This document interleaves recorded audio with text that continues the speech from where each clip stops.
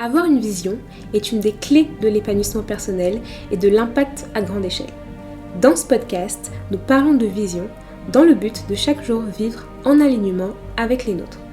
Je suis Rachel Rickson et ma vision est d'être actrice de développement sur le continent africain au niveau de l'autonomisation de la femme, de l'entrepreneuriat et du digital. Abonne-toi à ce podcast pour écouter les épisodes hebdomadaires. Je te souhaite une très bonne écoute. Hello les visionnaires, j'espère que vous allez bien. Si ça ne va pas, recevez ma joie, je vous envoie vraiment plein de joie. Bienvenue dans ce nouvel épisode de podcast.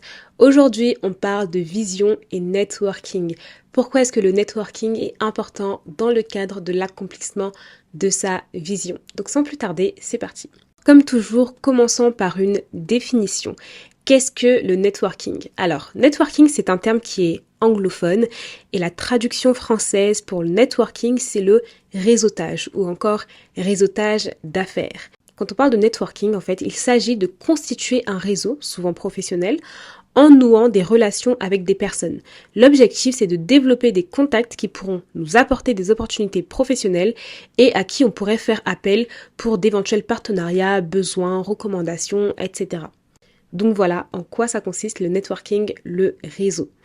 Et bien sûr, on dit qu'en affaires, c'est super important d'avoir un réseau, de développer son réseau, d'avoir un réseau aussi large que possible. Maintenant, pourquoi est-ce que par rapport à sa vision, c'est important de développer son réseau? Lorsqu'on a une vision, il faut partir du principe que notre vision, on ne va pas l'accomplir seul, Moi, tout ce qui est citation qui dit je me suis faite toute seule, etc. Je pense que c'est pas toujours vrai. Je pense que c'est très rare les personnes qui se sont fait toutes seules, entre guillemets, parce que il y a toujours forcément quelqu'un sur le chemin de ta vie qui t'a apporté quelque chose. Déjà, tu n'es pas arrivé au monde tout seul. Voilà, tu n'es pas arrivé au monde tout seul. Il y a ta mère qui t'a poussé là, il y a ta mère qui t'a porté. Donc déjà, rien qu'à partir de là, tu peux pas dire que tu t'es fait tout seul. Il y a forcément des éléments, des choses dans ta vie, des personnes qui t'ont apporté quelque chose et qui t'ont permis de devenir la personne que tu es aujourd'hui. Donc voilà, ça c'est clair, on part de ce principe-là. Donc forcément, pour accomplir sa vision, il faut être en capacité de développer son réseau parce que c'est au travers aussi de notre réseau qu'on va pouvoir franchir certaines étapes par rapport à notre vision. Souvent, quand on a une vision, l'idée c'est de savoir ce qu'on veut par rapport à notre vision, mais parfois on ne sait pas toujours comment est-ce qu'on va y arriver. Et souvent le comment est-ce qu'on va y arriver, il se fait au travers des personnes que l'on rencontre au fur et à mesure de notre parcours vers notre vision. Il faut savoir qu'il y a des personnes dans la vie qui sont vraiment ce qu'on appelle des accélérateurs de destinée, sont vraiment des personnes dans la vie qui vont te faire gagner du temps, de l'argent et t'apporter des opportunités. Parce que tu sais te positionner au bon endroit, au bon moment, parce que tu as su te connecter aux bonnes personnes, etc. Je trouve des fois qu'il y a des personnes, franchement, sur Terre, et on dirait des anges. Dans le sens où la personne, en fait, elle t'apporte tellement, elle a tellement débloqué un truc important pour toi dans ta vie, que on dirait que la personne, elle est irréelle, en fait. Ou même, il y a des personnes qui ont juste un bon cœur. C'est rare et tout, mais je pense que quand toi-même tu as un bon cœur et que tu te positionnes au bon endroit, au bon moment, que tu as les bonnes intentions, que tout ce que tu veux faire en fait c'est faire le bien, qu'il n'y a rien de méchant dans ce que tu veux accomplir, que ta vision est noble, je pense que tu vas toujours rencontrer les bonnes personnes et qu'il y aura toujours des personnes sur ton chemin qui vont vouloir t'apporter du plus et t'aider à avancer, à aller plus loin. Même si ces personnes-là, elles sont rares aujourd'hui et qu'on dit que oui, le monde est méchant et tout, il y a toujours des personnes qui font exception. On dit même souvent qu'on est à une personne ou à 2 personnes, à 3 personnes de rencontrer la personne qu'on a envie de rencontrer. Parfois quand on a une vision, on peut se dire il faut absolument que je rencontre telle personne, un jour il faut que je puisse parler, dîner, échanger avec telle personne et des fois on réalise pas, mais il se peut qu'on ait à 3 personnes de la personne qu'on a vraiment envie de rencontrer. Et un jour je me suis assise, j'ai fait mes calculs, je me suis dit mais en fait je suis à 3 personnes du président de la République française par exemple, ou bien je suis à 3 personnes de quelqu'un de X gouvernement, en fait. Même pas, des fois c'est même pas 3 personnes, mais en gros je sais que si j'ai vraiment envie de parler à telle personne ou de développer un partenariat, développer X ou Y chose, je sais en fait à qui je peux faire appel parce que en fait, à un moment donné, j'ai commencé à travailler sur mon réseau. Donc vraiment, voilà, que ce soit en termes de business, que ce soit par rapport à sa vision, le réseau, c'est vraiment quelque chose qui est super important et qu'il faut absolument développer. Vous devez travailler sur votre réseau, c'est vraiment pas une option. Et gardez bien en tête une chose, le réseau peut vous apporter des opportunités que vos compétences ne pourront pas vous apporter. Vous savez, il y a des personnes, elles sont à des postes, elles font des activités, elles développent des business, etc. Mais si elles ont autant de succès, des fois, c'est pas juste à cause de leurs compétences, parce que les compétences, encore une fois, tout le monde peut les développer, tout le monde peut les acquérir, mais ce que quelqu'un ne peut pas forcément acquérir autant que vous, c'est votre réseau, c'est les personnes que vous connaissez. Donc vraiment, travaillons sur notre réseau. Alors maintenant, vous me direz, ok Rachel, j'ai compris à quel point c'est important le networking, le réseautage et tout. Aujourd'hui, concrètement, comment est-ce que je fais pour développer mon réseau ? Premier point, pour moi, pour développer son réseau, ok, vraiment, c'est l'un des points les plus importants, c'est d'être audacieux.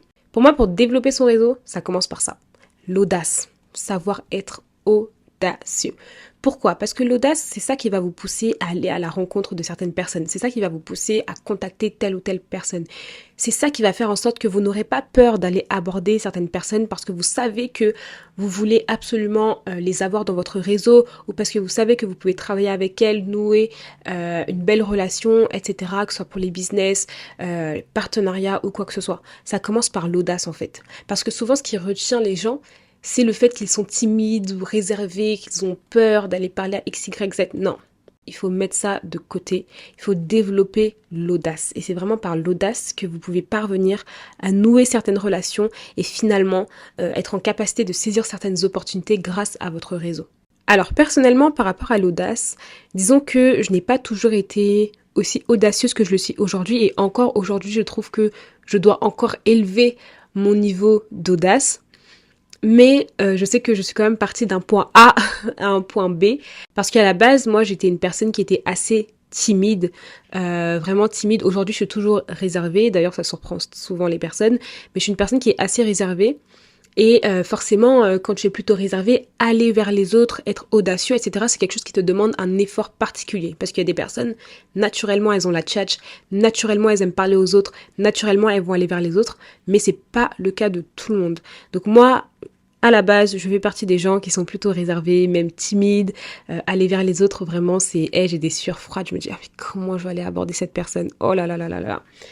Mais j'ai vraiment dû travailler sur moi pour développer cette audace-là. Même si des fois j'avais chaud d'aller parler à X ou Y personne, j'avais chaud avant d'envoyer le message, etc. Je l'ai fait.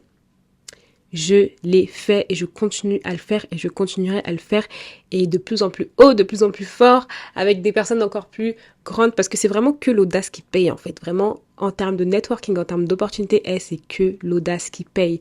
Parce qu'il y a des personnes, comme je le disais tout à l'heure, la différence, c'est pas leurs compétences. Des fois, elles sont même moins douées que vous dans votre domaine. Mais c'est juste qu'elles ont l'audace. C'est juste qu'elles ont du culot. Et c'est ça qui fait la différence pour eux. C'est ça qui leur crée des opportunités. Donc, arrêtez d'avoir peur. Croyez en vous, en fait. Croyez en vous, en vos capacités, en vos compétences. Soyez sûr de vous-même, en fait. Et arrêtez de vous sous-estimer et de donner trop de crédit au syndrome de l'imposteur. Donc vraiment, on laisse ça de côté en 2024 et on devient audacieux. Et c'est accessible à tout le monde, même si vous vous dites réservé, timide ou je sais pas quoi. Si moi je l'ai fait, vous aussi vous pouvez le faire. Ensuite, deuxième clé pour vous aider à développer votre réseau, c'est de participer à des événements. En fait, c'est vraiment en participant à des événements que vous allez pouvoir rencontrer du monde. Pourquoi ? Parce que lors des événements, en tout genre, lors des événements, il y a beaucoup de personnes. Surtout du coup, forcément, les événements professionnels type conférences, séminaires, salons, forums, tout ça là, tous les événements où il y a beaucoup de monde, vous devez aller. Le plus il y a de monde, le plus vous avez d'opportunités de développer votre réseau. Donc vraiment, participez à des événements. Et lorsque vous êtes aux événements, bien sûr, ne soyez pas passif, ok ? Quand vous êtes aux événements, ne soyez pas passif, allez vers les gens, échangez avec les gens. Et surtout, un tip important, c'est que, dépendamment de l'événement où vous allez, si vous avez la possibilité de prendre un ticket VIP, prenez-le, ok ? Prenez-le. Pourquoi ? Parce que lorsque vous prenez un ticket VIP, vous allez vous retrouver avec d'autres personnes VIP. Et généralement, les personnes qui sont en VIP, elles savent à quel point le réseau c'est important.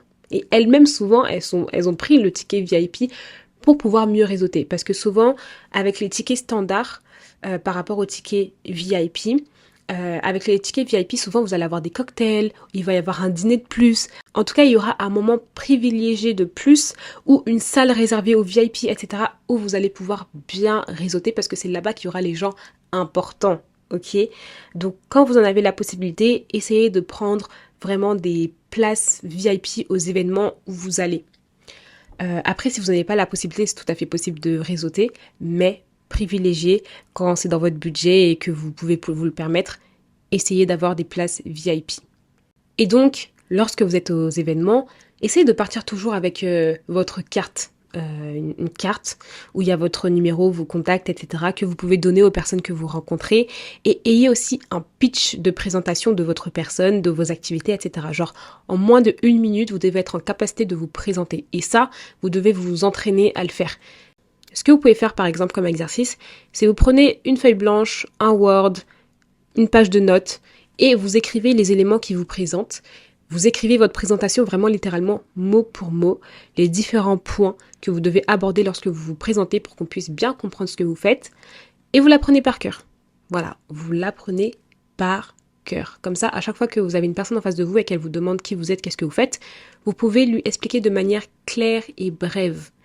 Et justement, lorsque vous allez développer l'échange avec la personne et qu'elle va vous demander des détails, c'est là que vous allez développer votre présentation. Mais lorsque vous êtes en train de networker avec une personne, lorsque vous êtes en train de faire connaissance avec une personne, vous n'allez pas la bombarder d'informations ou faire un monologue de 5 minutes, même 10 minutes, juste pour parler de vos activités, parce que franchement, ça, c'est pas agréable en fait. Surtout que dans un échange, un premier échange, dites-vous que vous devez réussir à faire parler l'autre personne plus que vous d'abord. Et ensuite, vous allez parler. D'ailleurs, justement, parenthèse, un livre que je vous recommande absolument si vous voulez apprendre à développer votre réseau, développer l'audace, savoir parler aux gens, etc., c'est le livre Comment se faire des amis de Dale Carnegie. Ce livre, vous devez absolument le lire. Vraiment, c'est un must read. Comment se faire des amis de Dale Carnegie. Et ne vous fiez pas au titre, même s'il fait un peu gnangnan en français. En anglais, c'est How to Win Friends and Influence People. Et vraiment, littéralement, ce livre, c'est l'un des meilleurs livres que j'ai lus sur le networking et qui m'a justement permis de davantage développer mon audace, apprendre à parler aux gens, etc. Vraiment, ce livre, life-changing, pépite. Achetez-le aujourd'hui, commandez-le maintenant, e-book, livre Fnac, je sais pas, mais procurez-vous ce livre. Parenthèse fermée. Donc forcément, vous devez être la personne qui va faire le plus parler la personne en face de vous et forcément par sentiment de réciprocité, la personne va vous demander « Et toi, qu'est-ce que tu fais ?» Et c'est là que vous allez davantage développer sur qui vous êtes, qu'est-ce que vous faites, etc. Mais au préalable, en premier, vous devez avoir un pitch rapide de moins d'1 minute qui présente rapidement ce que vous faites. Comme ça, la personne a des éléments sur lesquels elle peut vous poser des questions, etc. où vous pouvez détailler. Et dites-vous, à chaque fois que vous allez à un événement, de vous fixer pour objectif, ok, je dois partir avec 5 numéros de téléphone. Voilà, fixez-vous pour objectif de partir au moins toujours avec 5 numéros de téléphone. Plus, c'est mieux, mais au minimum 5 numéros de téléphone. Pas 5 personnes à qui vous avez donné votre numéro de téléphone. Parce que quand c'est vous qui donnez votre numéro de téléphone, la personne peut vous recontacter ou pas. Alors que quand c'est vous qui recevez le numéro de téléphone, vous avez justement le contrôle par rapport au fait de recontacter la personne ou pas a posteriori de l'événement. Ok. Et d'ailleurs, après l'événement, pour poursuivre le réseautage, il y a le fait de recontacter la personne le soir même, le lendemain, etc. Ça aussi, c'est important pour entretenir le réseau. Ok. Ce qui est bien, c'est d'ajouter aussi les personnes sur LinkedIn parce que du coup, sur LinkedIn, la personne peut faire des publications et des fois, le simple fait de réagir, etc., ça peut créer des liens. Ou bien, assurez-vous que la personne dont vous avez recueilli le numéro de téléphone a aussi le vôtre, que vous êtes appelé, que chacun a enregistré le numéro de téléphone. Comme ça, si vous avez WhatsApp, par exemple, vous pouvez voir les stories WhatsApp et pour maintenir le lien, vous pouvez, par exemple, de temps en temps, répondre aux stories WhatsApp. Vous voyez ? Il faut vraiment être stratégique. Donc, voilà. Donc moi, par exemple, au niveau des événements, j'ai pas toujours participé autant à des événements qu'aujourd'hui. Par exemple, je sais que depuis plusieurs mois maintenant, je ne fais plus un seul mois sans participer à un événement, mais ça n'a pas toujours été le cas. Il y a vraiment un moment dans ma vie où je me suis dit, ok, à partir de maintenant, je dois participer au moins à 3 événements par mois, où je dois être inscrite à tel nombre d'événements par mois. C'était vraiment un choix intentionnel que j'avais fait. Et je pense que ça doit faire à peu près 2 ans. Et donc ce que j'avais fait, c'est que j'étais tout simplement allée sur Eventbrite et j'ai tapé les mots-clés qui m'intéressaient, donc des événements autour du marketing, des événements autour du business, etc., qui avaient lieu en Île-de-France, de préférence en présentiel. Et donc, du coup, je m'étais inscrite à quelques événements et tout. Et ça m'a permis de faire un premier pas, on va dire, au fait d'aller régulièrement à des événements. Et ensuite, ça a surtout été les personnes que je suivais, on va dire, sur les réseaux sociaux qui organisaient des événements, etc. Mais j'y viens après. Donc voilà, si vous ne savez pas comment participer à des événements, si vous ne savez pas trop par où commencer, allez sur Eventbrite. Après, Eventbrite, j'avoue, c'est un peu biaisé. Ça fonctionne plus si vous êtes en France ou en Europe, ou même aux États-Unis. Mais si vous êtes en dehors de cette zone-là, je pense qu'il faut vraiment plus se renseigner sur ce qui se passe localement si vous êtes dans une capitale africaine comme Dakar. Je sais qu'à Dakar, il y a souvent beaucoup d'événements et souvent il y a des affichages en fait. Ou alors c'est sur Facebook. Voilà, faire quelques recherches sur Facebook ou alors recherche Google, etc. Mais c'est vrai que les événements en Afrique, c'est soit tu sais pas. Ou soit il y a des affichages en ville, etc.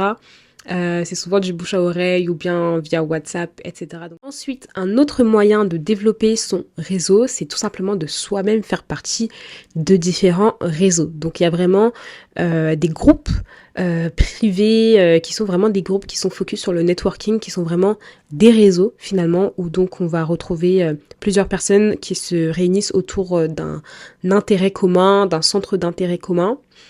Où justement vous allez pouvoir réseauter, vous allez pouvoir networker et voilà, ce sont des contacts que vous avez. Et ce qui est intéressant, c'est que par exemple si vous faites partie d'un groupe, vous pouvez poser une question, que ce soit une problématique business ou en tout cas du centre d'intérêt autour duquel vous vous réunissez, et ça vous permet de gagner du temps, de gagner d'autres contacts par exemple.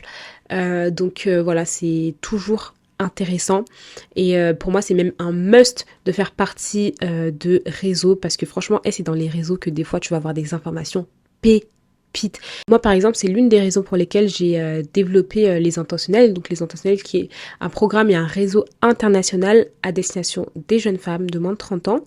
Voilà, toutes les jeunes femmes qui souhaitent investir en elles-mêmes afin d'avoir un impact dans la société.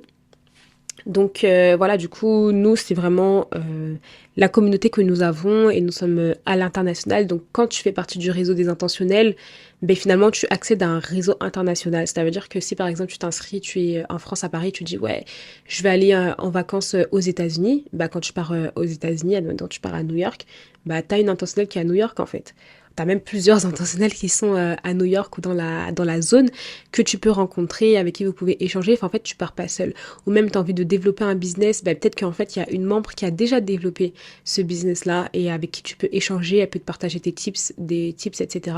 Et chez les intentionnels, il y a aussi l'aspect programme. Donc, il y a toutes les ressources qu'on met à disposition des filles pour qu'elles puissent vraiment investir en elles-mêmes, grandir. Par exemple, au niveau de nos intervenants, ça peut aussi être un moyen de développer leur réseau, parce que du coup, les experts que nous invitons, lorsqu'ils interviennent, forcément, ils vont laisser leur LinkedIn, leur adresse mail, etc.